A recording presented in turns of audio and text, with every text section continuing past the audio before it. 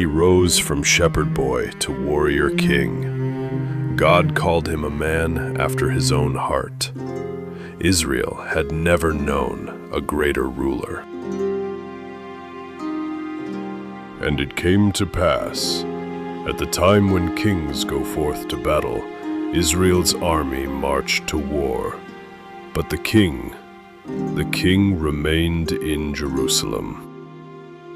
Something stirred in the king that night. He could not sleep. He rose from his bed and walked the rooftop of his palace, not knowing that the steps he took in that moment would echo through eternity. And then he saw her, beautiful, below him in the lamplight. And the king of Israel looked when he should have turned away. He asked who she was. The answer was clear. She was Uriah's wife, a soldier's wife. God's warning spoken plainly. David heard it and sent anyway. He should have turned away. He should have returned to his chambers, taken up his harp, and poured his heart before God. Instead, he asked. He sent for her. She came. And with that single act, the king crossed a line from which there was no return.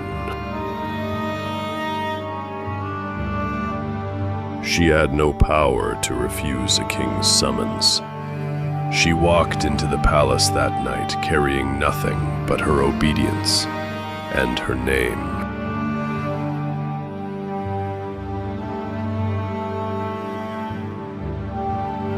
And when it was over, she went home, back through the empty streets, back to a house that no longer felt the same.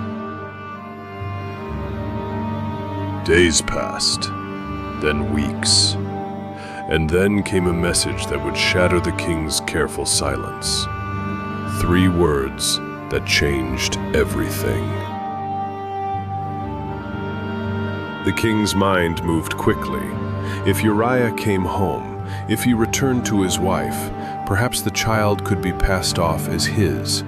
It was a calculated mercy, masking a calculated sin. But Uriah was a better man than the king who summoned him. While his king had taken comfort in Jerusalem, Uriah would not, could not, take comfort at home, while his brothers lay in open fields at war. The cover-up had failed, and so the king, the man after God's own heart, reached for something far darker than adultery. He reached for murder. He wrote it with his own hand. He sealed it with his own seal, and he gave it to the very man it was written to destroy. The orders were carried out.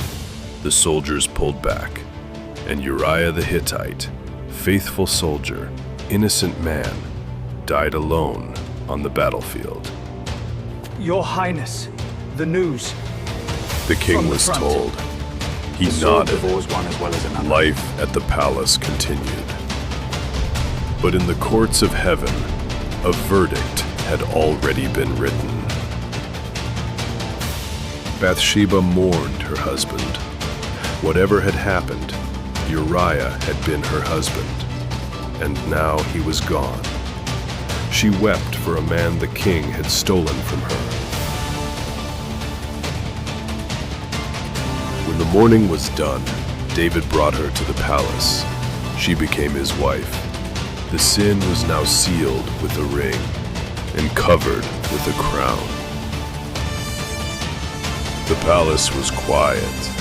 The city slept. But God had not forgotten. Not a word, not an act, not a single life. God does not forget. God does not overlook. And when the time was right, not in thunder, not in earthquake, but in the quiet voice of one faithful prophet, God came to the king. Nathan did not accuse. Not yet. He told a story about a rich man, and a poor man, and a little ewe lamb. And David's anger burned against that man. He did not yet know he was that man.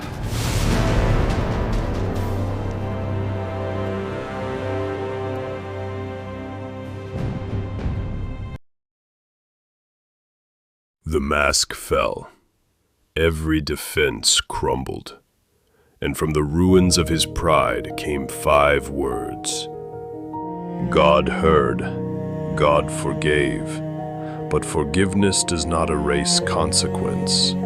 The sword of God's justice, once drawn, must fall, and fall it would, upon the house of David, beginning with the child. 7 days David lay on the ground, no food, no comfort, just a father, weeping before God for the life of his child. On the 7th day, the child was gone.